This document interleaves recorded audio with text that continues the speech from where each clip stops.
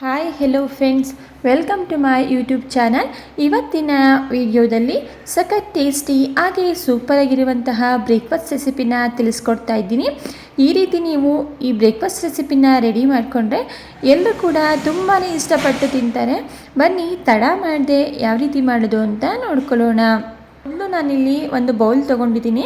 ಬೌಲ್ಗೆ ಒಂದು ಕಪ್ನಲ್ಲಿ ಅಳತೆ ಮಾಡಿಕೊಂಡು 1 ಕಪ್ ಆಗುವಷ್ಟು ನಾನಿಲ್ಲಿ ಹೆಸರು ಬೇಳೆನ ಸೇರಿಸ್ಕೊಳ್ತಾ ಇದ್ದೀನಿ. ಅದೇ ಕಪ್ನಲ್ಲಿ ಅಳತೆ ಮಾಡಿ 2 ಕಪ್ ಆಗುವಷ್ಟು ರೇಷನ್ ಅಕ್ಕಿನ ಸೇರಿಸ್ಕೊಳ್ತಾ ಇದ್ದೀನಿ. ಈಗ ನಾನಿಲ್ಲಿ ಇದಕ್ಕೆ ನೀರನ್ನು ಸೇರಿಸಿ ಅಕ್ಕಿ ಹಾಗೂ ಹೆಸರು ಬೇಳೆನ 3 ರಿಂದ 4 ಸರಿ ಚೆನ್ನಾಗಿ ಇದನ್ನು ವಾಶ್ ಮಾಡ್ಕೊಳ್ತಾ ಇದ್ದೀನಿ. ಈಗ ಇದನ್ನು ವಾಶ್ ಮಾಡಿಕೊಂಡಾಗಿದೆ. ಈಗ ಇದಕ್ಕೆ ನಾನಿಲ್ಲಿ ಅಕ್ಕಿ ಹಾಗೂ ಹೆಸರುಬೇಳೆ ಮುಳುಗುವಷ್ಟು ನೀರನ್ನು ಸೇರಿಸ್ಕೊಂಡು ಇದನ್ನು 4 ಗಂಟೆಗಳ ಕಾಲ ನೆನೆಲಿಕ್ಕೆ ಇಡ್ತಾ ಇದ್ದೀನಿ.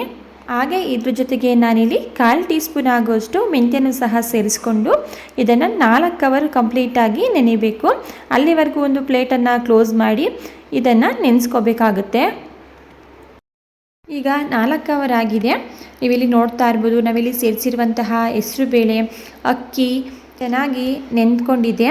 ಇದನ್ನು ನಾವು ನಾರ್ಮಲ್ಲಾಗಿ ರೇಷನ್ ಅಕ್ಕಿಲೇ ಮಾಡ್ಕೋಬೋದು, ತುಂಬ ಚೆನ್ನಾಗಿ ಬರುತ್ತೆ ನೋಡಿ. ಈಗ ನೆಂದಿರುವಂತಹ ಹೆಸರುಬೇಳೆ ಅಕ್ಕಿ ಹಾಗೂ ಮೆಂತ್ಯನ ನಾನಿಲ್ಲಿ ಮಿಕ್ಸರ್ ಜಾರ್ಗೆ ಸೇರಿಸ್ಕೊಳ್ತಾ ಇದ್ದೀನಿ. ನಾನಿಲ್ಲಿ ಅರ್ಧದಷ್ಟು ಮಾತ್ರ ನೆನೆಸ್ಕೊಂಡಿರುವಂತಹ ಅಕ್ಕಿ ಹಾಗೂ ಹೆಸರುಬೇಳೆನ ಸೇರಿಸ್ಕೊಂಡು ಮೊದಲು ಗ್ರೈಂಡ್ ಮಾಡ್ಕೊಳ್ತಾ ಇದ್ದೀನಿ. ನಾನು ಚಿಕ್ಕ ಮಿಕ್ಸರ್ ಜಾರ್ ತೊಗೊಂಡಿರೋದ್ರಿಂದ ನಾನು 2 ಸಾರಿ ಇದನ್ನು ಗ್ರೈಂಡ್ ಮಾಡ್ಕೊಳ್ತಾ ಇದ್ದೀನಿ.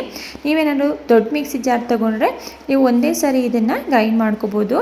ನಂತರ ಇದಕ್ಕೆ 2 ಹಸಿಮೆಣಸಿನ್ಕಾಯಿ ಹಾಗೆ 2 ಇಂಚ್ ಆಗುವಷ್ಟು ಶುಂಠಿನ ಸೇರಿಸ್ಕೊಂಡು ಇದನ್ನು ರುಬ್ಲಿಕ್ಕೆ ಅವಶ್ಯಕತೆ ಇರುವಷ್ಟು ನೀರನ್ನು ಸೇರಿಸಿ ನೈಸಾಗಿ ಇದನ್ನು ಗ್ರೈಂಡ್ ಮಾಡಿಕೊಂಡು ನಾನಿಲ್ಲಿ ಒಂದು ಮಿಕ್ಸಿಂಗ್ ಬೌಲ್ಗೆ ಸೇರಿಸ್ಕೊಳ್ತಾ ಇದ್ದೀನಿ. ನೋಡಿ, ಇಷ್ಟು ನೈಸಾಗಿ ಇದನ್ನು ಗ್ರೈಂಡ್ ಮಾಡ್ಕೋಬೇಕಾಗುತ್ತೆ. ಸ್ವಲ್ಪ ನೀರನ್ನು ನೋಡಿ ಸೇರಿಸ್ಕೊಳ್ಳಿ. ದೋಸೆ ಬ್ಯಾಟರು ಈ ಕನ್ಸಿಸ್ಟೆನ್ಸಿಲಿರಬೇಕು, ಆ ರೀತಿ ನೀರನ್ನು ನೋಡಿ ಸೇರಿಸ್ಕೊಳ್ಳಿ. ನಂತರ ನಾನಿಲ್ಲಿ ಉಳಿದಿರುವಂತಹ ಅಕ್ಕಿ ಹಾಗೂ ಹೆಸರುಬೇಳೆನ ಸೇರಿಸಿ ಇದನ್ನು ಸಹ ನಾನಿಲ್ಲಿ ನೈಸಾಗಿ ಗ್ರೈಂಡ್ ಮಾಡಿಕೊಂಡು ಮಿಕ್ಸಿಂಗ್ ಬೌಲ್ಗೆ ಸೇರಿಸ್ಕೊಳ್ತಾ ಇದ್ದೀನಿ. ಇದಕ್ಕೆ ನಾನಿಲ್ಲಿ ಯಾವುದೇ ರೀತಿಯ ನೀರನ್ನು ಸೇರಿಸ್ತಾ ಇಲ್ಲ. ದೋಸೆ ಬ್ಯಾಟರು ಈ ಕನ್ಸಿಸ್ಟೆನ್ಸಿಲಿರಬೇಕು. ಸೊ ನಿಮಗೇನಾದರೂ ನೀರು ಬೇಕು ಅನಿಸಿದ್ರೆ ನೀವು ಸ್ವಲ್ಪ ನೀರನ್ನು ನೋಡಿ ಸೇರಿಸ್ಕೋಬೋದು. ನಂತರ ನಾನಿಲ್ಲಿ ಇದಕ್ಕೆ ರುಚಿಗೆ ತಕ್ಕಷ್ಟು ಉಪ್ಪು ಹಾಗೆ ನಾನಿಲ್ಲಿ ನಾರ್ಮಲ್ಲಾಗಿ ಅಡುಗೆಗೆ ಬಳಸುವಂತಹ ಅಡುಗೆ ಸೋಡಾನ ಸೇರಿಸ್ಕೊಳ್ತಾ ಇದ್ದೀನಿ. ಈ 2 ಪದಾರ್ಥಗಳನ್ನು ಸೇರಿಸಿ ದೋಸೆ ಹಿಟ್ಟಿನ ಜೊತೆ ಚೆನ್ನಾಗಿ ಹೊಂದ್ಕೊಳ್ಳೋ ರೀತಿ ಇದನ್ನು ಮಿಕ್ಸ್ ಮಾಡ್ಕೊಳ್ಳೋಣ. ಈ ರೀತಿ ನೀವು ಈ ಬ್ರೇಕ್ಫಾಸ್ಟ್ ರೆಸಿಪಿನ ರೆಡಿ ಮಾಡಿದ್ರೆ ತುಂಬಾ ರುಚಿಯಾಗಿರುತ್ತೆ. ಯಾವುದೇ ಫರ್ಮೆಂಟೇಷನ್ ಮಾಡೋ ಅವಶ್ಯಕತೆ ಇಲ್ಲ. ಮಕ್ಕಳು ಸಂಜೆ ಟೈಮಲ್ಲಿ ದೋಸೆ ಕೇಳಿದಾಗ ಮಧ್ಯಾಹ್ನ ನೆನೆಸಿ ಸಂಜೆಗೆ ದೋಸೆನ ರೆಡಿ ಮಾಡ್ಕೋಬೋದು. ಈಗ ದೋಸೆ ಬ್ಯಾಟರ್ ರೆಡಿ ಆಗಿದೆ. ಇದನ್ನು ಪಕ್ಕಕ್ಕಿಟ್ಟು ನಾನಿಲ್ಲಿ ಸಿಂಪಲ್ಲಾಗಿ ಒಂದು ಚಟ್ನಿನ ರೆಡಿ ಮಾಡ್ಕೊಳ್ಳೋಣ. ದೋಸೆಗೆ ನಾನಿಲ್ಲಿ ಸಿಂಪಲ್ಲಾಗಿ ತೆಂಗಿನಕಾಯಿ ಚಟ್ನಿನ ರೆಡಿ ಮಾಡ್ಕೊಳ್ತಾ ಇದ್ದೀನಿ. ಚಟ್ನಿನ ರೆಡಿ ಮಾಡ್ಕೊಳ್ಳೋದಕ್ಕೆ ಒಂದು ಚಿಕ್ಕ ಬೌಲ್ನಲ್ಲಿ 1 ಕಪ್ ಆಗುವಷ್ಟು ತೆಂಗಿನಕಾಯಿ ತುರಿನ ಮಿಕ್ಸರ್ ಜಾರ್ಗೆ ಸೇರಿಸಿ ಈ ರೀತಿ ಕ್ರಾಸಾಗಿ ಗ್ರೈಂಡ್ ಮಾಡ್ಕೊಂಡಿದ್ದೀನಿ. ನಂತರ ಇದಕ್ಕೆ ಅರ್ಧ ಕಪ್ ಆಗುವಷ್ಟು ಉರಿಗಡ್ಲೆ, 2 ಹಸಿಮೆಣಸಿನ್ಕಾಯಿ, ಸ್ವಲ್ಪ ಕೊತ್ತಂಬರಿ ಸೊಪ್ಪು, ರುಚಿಗೆ ತಕ್ಕಷ್ಟು ಉಪ್ಪು, ಇದನ್ನು ರುಬ್ಲಿಕ್ಕೆ ಅವಶ್ಯಕತೆ ಇರೋಷ್ಟು ನೀರು, ಇಷ್ಟು ಪದಾರ್ಥಗಳನ್ನ ಸೇರಿಸ್ಕೊಂಡು ನಾನಿಲ್ಲಿ ಚಟ್ನಿನ ಗ್ರೈಂಡ್ ಮಾಡ್ಕೊಳ್ತಾ ಇದ್ದೀನಿ. ನೋಡಿ, ಇಷ್ಟೇ, ವೆರಿ ಸಿಂಪಲ್, ತುಂಬಾ ಕಮ್ಮಿ ಪದಾರ್ಥಗಳಿಂದ ಮಾಡ್ಕೊಂಡಿರುವಂತಹ ಚಟ್ನಿ ಇದು. ಟೇಸ್ಟ್ ಅಂತೂ ಸೂಪರಾಗಿರುತ್ತೆ. ನೀವು ಹೋಟೆಲ್ಗಳಲ್ಲಿ ಉದ್ದಿನ ವಡೆ ಜೊತೆ ತಿಂದಿರ್ತೀರಲ್ವ, ಅದೇ ರೀತಿಯಾಗಿರುವಂತಹ ಚಟ್ನಿ ರೆಸಿಪಿ ಇದು.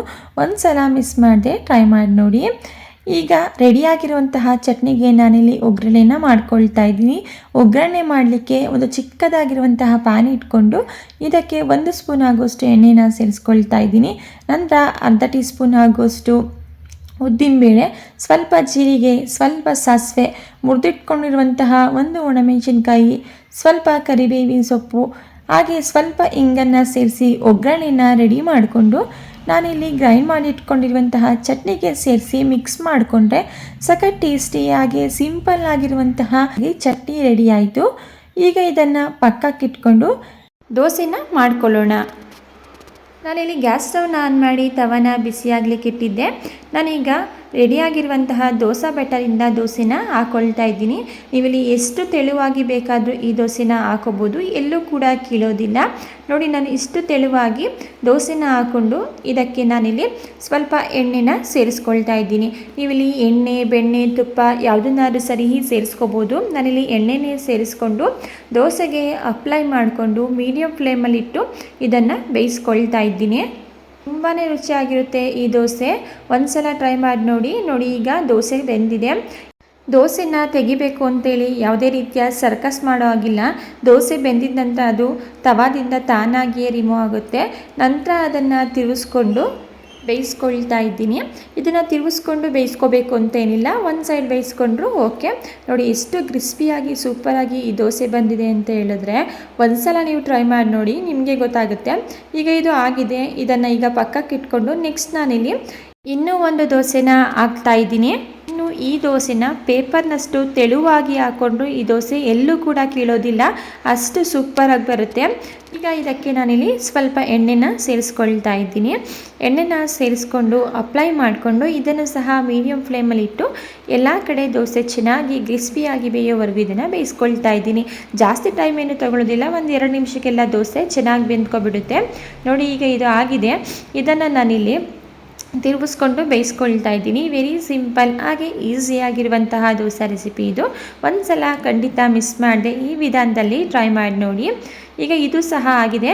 ಈಗ ನಾನಿಲ್ಲಿ ದೋಸೆನ ರೆಡಿಯಾಗಿರುವಂತಹ ತೆಂಗಿನಕಾಯಿ ಚಟ್ನಿ ಜೊತೆ ಸರ್ವ್ ಮಾಡ್ಕೊಳ್ತಾ ಇದ್ದೀನಿ. ಓಕೆ ಸ್ನೇಹಿತರೆ, ನೋಡಿದ್ರಲ್ವಾ ಇವತ್ತಿನ ದೋಸೆ ರೆಸಿಪಿ. ನಿಮಗೆ ಸ್ವಲ್ಪನಾದರೂ ಇಷ್ಟ ಆಗಿದ್ದರೆ ಈ ವಿಡಿಯೋಗೆ ಒಂದು ಲೈಕ್ ಮಾಡಿ. ಇನ್ನು ಈ ದೋಸೆನೇ ನೋಡ್ತಾ ಇರ್ಬೋದು ನೀವು ಎಷ್ಟು ಕ್ರಿಸ್ಪಿಯಾಗಿ ಎಷ್ಟು ತೆಳುವಾಗಿ ಬಂದಿದೆ ಅಂತ ಹೇಳಿ.